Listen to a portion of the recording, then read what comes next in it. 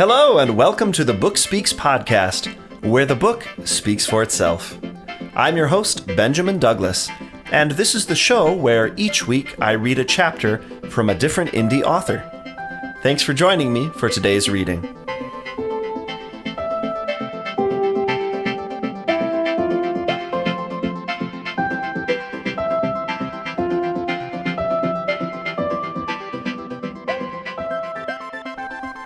Hey everyone, thanks for joining me tonight for episode number 32 of the Book Speaks podcast, where the book speaks for itself.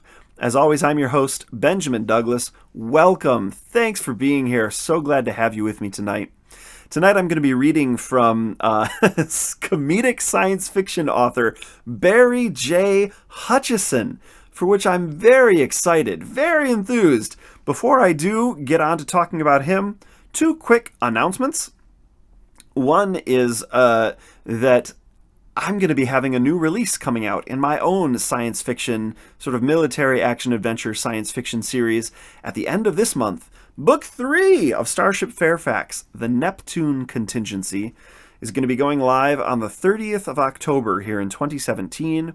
And around that same time, I'm going to be doing a free run of Book 1. You'll hear all about it again next week, but I just want to plug that at the start of the show to get you interested and whet your appetites. And the second announcement is just a preview of what we have coming up. In the next 2 weeks, I'll be reading from indie author superstar, Mr. Wayne Stinnett. Yeah, and also from C. Gawkel. So a couple of heavy hitters coming up. Well, really a trio of heavy hitters here with Barry as well tonight. So stick around, keep coming back. I am just, I'm the kind of person who gets starstruck really easily.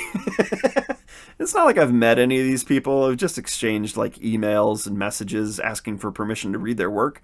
But I still my mind boggles at the thought of reading some of these people's words on this show. I hope you're enjoying it as much as I am. I hope you keep coming back. And a quick call to action. If you are enjoying the show or finding any value, and you've yet to do so, I would encourage you, if you want to help me out, hop over to iTunes and leave me a review. Leave me a rating. There is a very kind review, which I found very, very lovely, but there aren't quite enough ratings yet for iTunes to display the number of stars. So we could definitely use more. And there is a link to that, to the show on iTunes, in the sidebar over at http://thebookspeakspodcast.wordpress.com. So check that out if you're enjoying stuff. Okay, on to Mr. Barry J. Hutchison. As always, I'm going to begin by reading his Amazon author bio. Hello! I'm Barry J. Hutchison, author of sci-fi and horror fiction. Without the J, I'm an award-winning author of fiction for children and teenagers. I've forcibly inserted my middle initial to make the distinction between those and my books for adults, which aren't suitable for children. Like, at all. Ever. I live halfway up a mountain in the Highlands of Scotland, where I spend my days making stuff up and writing it down. My latest novel, Space Team, is a fast-paced, laugh-out-loud comedy sci-fi adventure which has been described as Suicide Squad meets Galaxy Quest. Find out more about me and grab some free books at www.barryjhutchison.com/free books. Great. And I would add to that that Amazon author bio that it looks as though there are a number of titles in the Space Team saga. Space Team proper is not his latest novel anymore. So do check out his Amazon author page or his website. And as always, there will be links to both of those in the show notes over again at thebookspeakspodcast.wordpress.com. And if you go to his website, /free books, there are free books. Cool. Scotland. I've never been to Scotland. I would love to go to Scotland. Oh, I've been to England once, but we didn't get up to Scotland. And I'm sure that it's lovely. Anyway, I'm going to keep things moving now by reading the book description, that is the blurb on Amazon, for the work from which I'm reading tonight, that is Book 1 of Space Team. The galaxy just called for help. Unfortunately, it dialed the wrong number. Small-time con man Cal Carver is having a bad day. Imprisoned and forced to share a cell with a cannibalistic serial killer, Cal thinks things can't possibly get any worse. He is wrong. It's not until 2/3 of the human race is wiped out, and Cal is mistakenly abducted by aliens, that his day really starts to go downhill. Whisked across the galaxy, Cal is thrown into a team of some of the sector's most notorious villains and scumbags. Their mission should be simple enough, but as one screw-up leads to another, they find themselves in a frantic battle to save an entire alien civilization and its god from total annihilation. Featuring epic space battles, alien gangsters, and several thousand flying Tobey Maguires, Space Team is the first book in the internationally best-selling series by award-winning author Barry J. Hutchison and is perfect for fans of Hitchhiker's Guide and Guardians of the Galaxy. And then he's got some reviews that I'll read quickly because they're in the blurb. Praise for Barry J. Hutchison. Call off the search. We've found the new Terry Pratchett, says The Independent. From the back cover, Cal Carver is the wrong guy in the wrong space at the wrong time in this funny sci-fi adventure from multi-award-winning author Barry J. Hutchison. Good, and then he's got a bit about the author, from which I'll only say, not to be repetitive, that he also writes comic books, and that he's written over 70 books for children and teenagers. So Barry is a prolific guy. He's written a lot, and he's writing a lot. I first encountered Barry J. Hutchison in the Facebook group 20 Books to 50K, which, if you don't know about yet, what rock are you living under? and go check it out. The group is huge. It's got like 13,000 members. Barry among them, and myself as well. And one of the things that I've noticed about him is the very clear branding of his covers, which now I'm kind of curious if he does them himself. I wouldn't be surprised if he's a comic book author, but I haven't confirmed that. I'll have to check that out. I remember him shopping some covers around in that group, months and months ago, I feel like, just asking about opinions about things. And they're always just really fun, kind of eye candy, and they're cheesy, but it's totally on purpose. There's like a spaceman in like an almost like NASA looking spacesuit, and there's I'm describing the book 1 cover, I guess. There's a very common stock photo art of a designed spaceship, and then the space dude is like, he's got like a comic book speech bubble coming out, and he's saying like, "Oh, very funny guys," or something like that. I think there's an electric guitar floating in space with him. It's very amusing. It definitely begs the story. Like, you look at this cover and you're like, what's happening? What's the story? Not behind the book, but behind this cover. Like, I have to read this just to find out what's going on this cover, which I think is very clever. And it's definitely got a look. It's very well branded. And I want to mention Barry, it's very clear in his writing, which I think you'll hear tonight, that he is a prolific writer who's won awards and previously published and all these things. His prose is just really pleasant. It's not even just his storytelling. It's like the way the prose is constructed is very sort of, there's a sonority to it that I think we as indies sometimes neglect, because if you start to talk about the nuance of the music of your prose, it starts to sound a little snobbish. It starts to sound like you're talking about literary fiction, which, the bastion of literary fiction, anymore at least, is trad-pub. But I really kind of feel like a lot of these attitudes come from artificialities and presuppositions that that's just not necessary. Barry's work is an example of this. So he has self-published the Space Team books. By all accounts, they're doing very well. He's certainly got a lot of them. He's got a lot of visibility. I've seen him all over the place. And his storytelling and his comedic angle and all of this, he's pulling people in. But at the same time, his prose is really quite lovely. I'm going to give you an example of this. When you're listening to the reading in this episode, listen specifically to Cal's description of the office of the prison warden in which he finds himself when he's talking about the shelves and the boxes on the shelves looking like they're about to explode, their contents all over the office.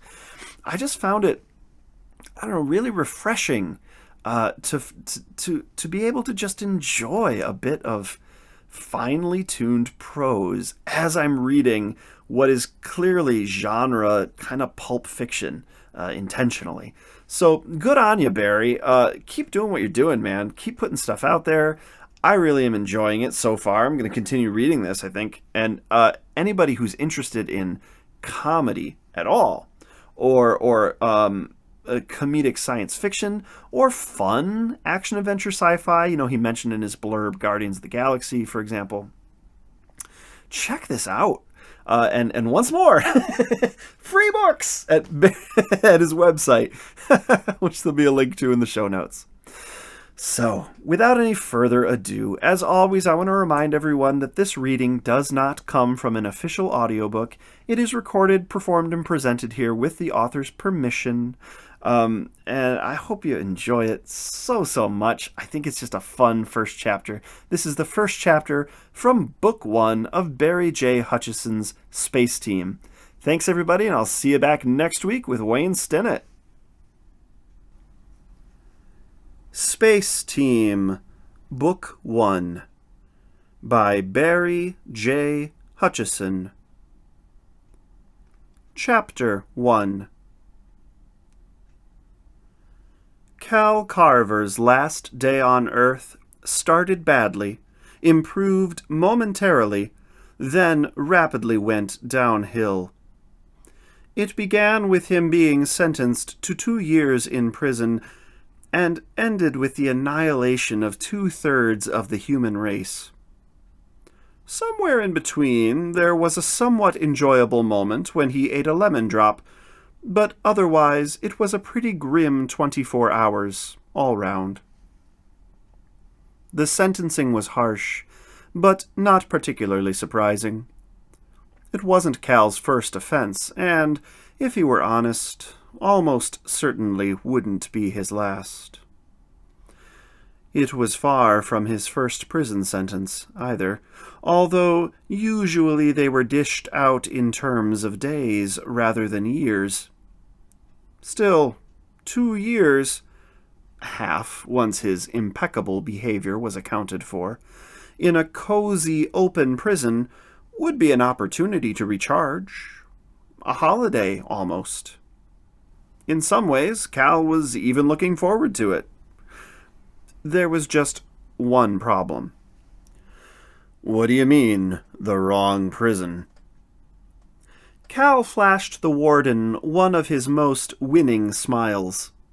He had a number of them at his disposal, and this one was up there with the best, while still holding enough back in reserve to step it up to the next level, if required. "I literally do not know another way of saying it," Cal said. "This is the wrong prison. I'm supposed to be in Highview, upstate, with the gardens.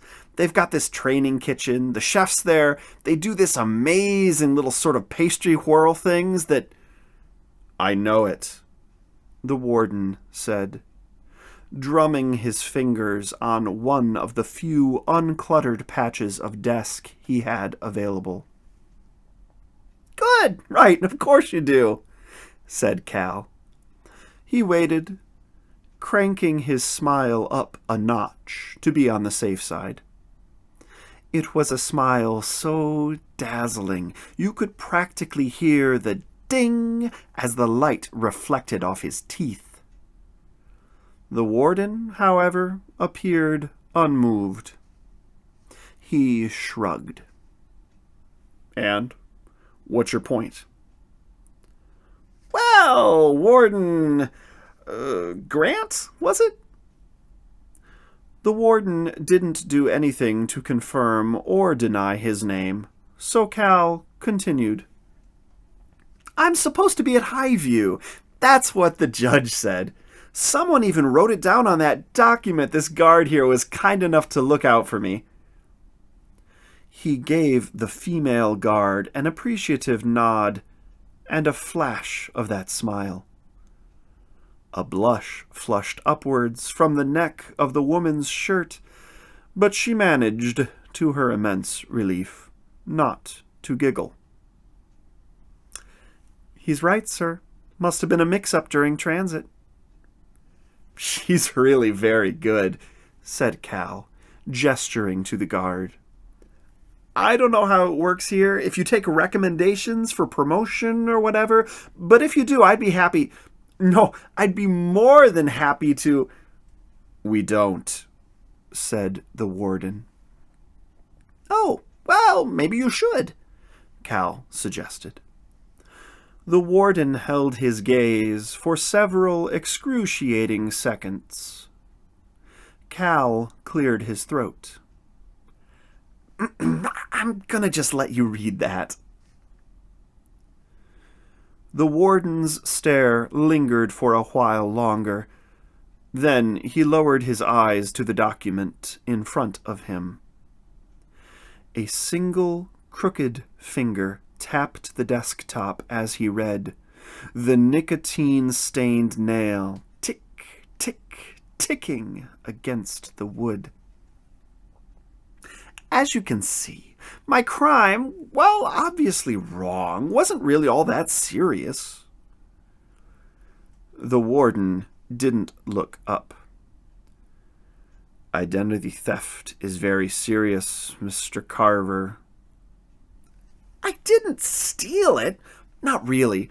I borrowed it, just for a while." The warden raised his eyes just long enough to make Cal shut up, then went back to reading. Cal rocked on his heels and studied the office. It must once have been pretty grand, with its wood-paneled walls, high ceiling, and lush carpet, but time and a distinct lack of storage space had taken their toll. The walls were almost completely concealed by mismatched metal shelving.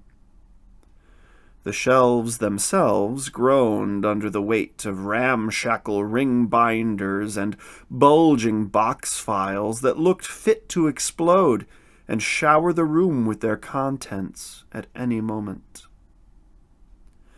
Around half of the carpet was as good as new, but a number of paths had been worn into it. The thinnest, most threadbare of them all terminated right on the spot where Cal now stood. He met the guard's eye and smiled at her.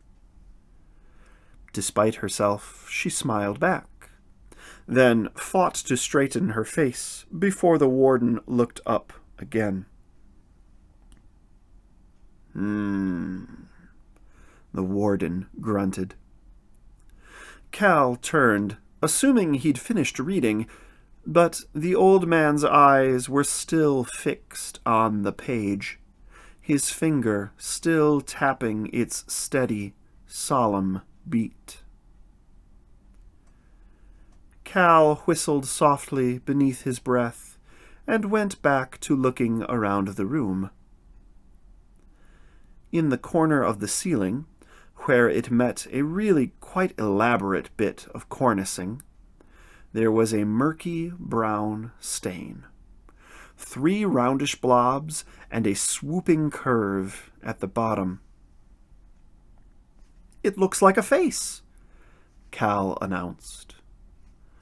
The warden lifted his eyes from the page. His gray-flecked eyebrows knitted up in the middle. "The damp patch. It looks like a face," Cal said, gesturing towards the corner of the ceiling. "At least I hope it's damp and not, some kind of dirty protest. I've heard what this place can get like." He turned and lowered himself until he was half sitting, half standing, against the edge of the desk. "It must be hard, all that responsibility. You know what? I bet they don't appreciate you enough, John. Can I call you John?" The warden's face remained stoically unchanged. "Saw it on your stack of mail there," Cal explained. "You should probably open those, by the way." "No," the warden said. "No, you're not going to open the mail, or no, they don't appreciate you enough?" "No, you may not call me John." Cal held his hands up. "I fully understand. I was out of line. That was unprofessional of me." He spotted a small round tin on the desk, with a stack of sugar-dusted yellow candy inside. Taking one, he popped it into his mouth. Across the room, the guard stifled a gasp. Lemon. Is that lemon?" Cal asked. "Tastes like lemon. Nice, though, not too sour." A vein pulsed on the warden's right temple. He closed the folder, very deliberately replaced the lid on his tin of candy, then stared equally deliberately at the point where Cal's buttocks met his desktop. It took a few seconds before Cal got the message. "Right, yes, sorry. Been on my feet most of the day, just taking the weight off," he said, standing up. He flashed another beaming smile and indicated the closed door. "So, we good?" The warden crossed his hands over the folder and tapped out another slow drumbeat on it. "It appears there's been an administrative error," he admitted, making no effort to hide the fact that doing so caused him very real pain. "Hey, these things happen," said Cal. "You shouldn't feel bad about it." "I don't," the warden said. "That's the spirit," Cal said. "So, I guess I'll just gather up my things." He patted down his orange jumpsuit. "Yep, looks like I've got everything, so I guess I am ready to go." Cal leaned over and shook the guard's hand. She stared down at it in surprise. "Audrey, thank you for your help. It's been a pleasure. I hope we can do it again sometime." No problem." Cal winked at her, then turned to the warden and extended a hand across the desk. "John, I really appreciate you sorting everything out," he said. "If I were you, I'd get that damp patch looked at. It's structurally unsafe, and from this angle, looks like they trapped the soul of a dead clown, and neither of those, in my opinion anyway, are things a man in your position should have to put up with." His eyes flicked from John to his outstretched hand and back again. He nodded encouragingly. The warden's chair creaked as he leaned back in it. Unfortunately, Mr. Carver, there are currently no prisoner transport options available to me. Cal's smile wavered just for a moment. No prisoner transport options? What does that mean? I literally do not know another way of saying it, the warden said, the corners of his mouth tugging into a slight smirk. I currently have no means at my disposal with which to transport you to Highview. Oh, that's fine. Know what? That's totally fine. You could call me a cab, Cal suggested. Audrey could come with me if you're worried about me running away. You'd be okay with that, right, Audrey? Yeah, I could. No, don't worry. Prison transport will be arranged. Cal's shoulders heaved with relief. Really? That's awesome. Thanks, John. He laughed. You almost had me going there for a minute. I mean, the thought of spending another minute in this hellhole. Tomorrow. Cal blinked several times in rapid succession. The warden leaned forwards in his chair again, steepling his hands in front of his face. Somewhere beyond the door behind Cal, a high-pitched alarm began to chime. Tomorrow? Said Cal at last. I'll be honest, John. Tomorrow isn't good for me.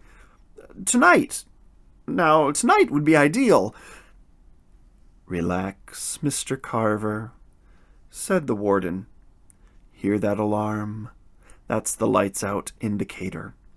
It'll soon be sleepy time. Morning will be here before you know it. Yes, but...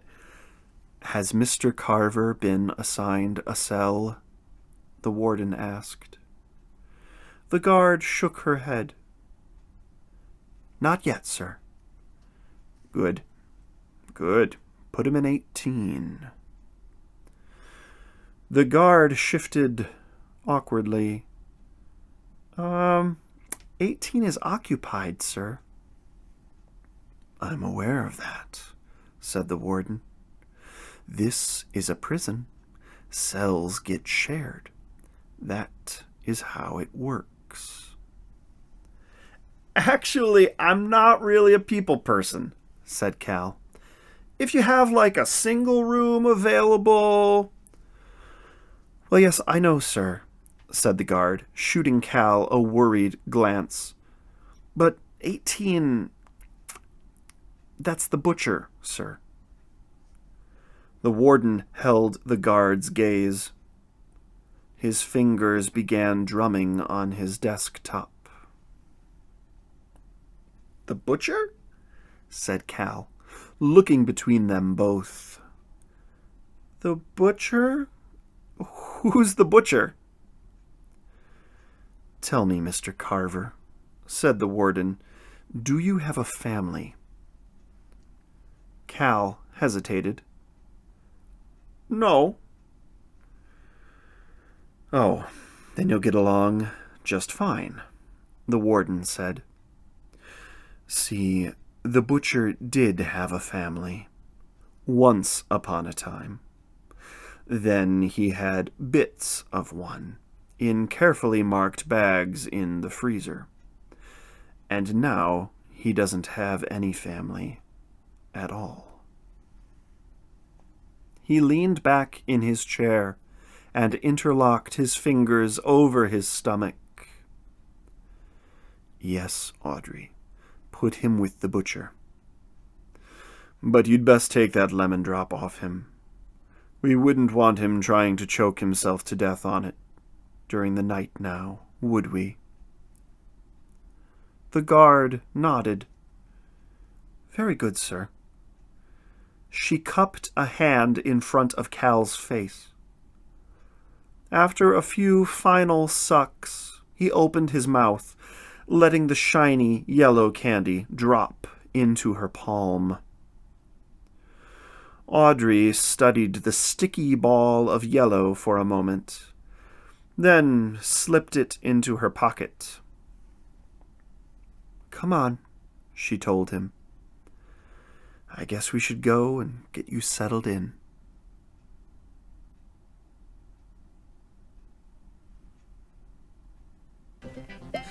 This concludes another episode of the Book Speaks podcast, where the book speaks for itself. Thanks for joining me, your host, Benjamin Douglas, for another indie author reading. If you liked what you heard, be sure to visit http://thebookspeakspodcast.wordpress.com for more episodes and for links to the author's website and the author's Amazon author page in the show notes. If you'd like to follow me on my own author journey, you can find me at http://benjamindouglasbooks.wordpress.com.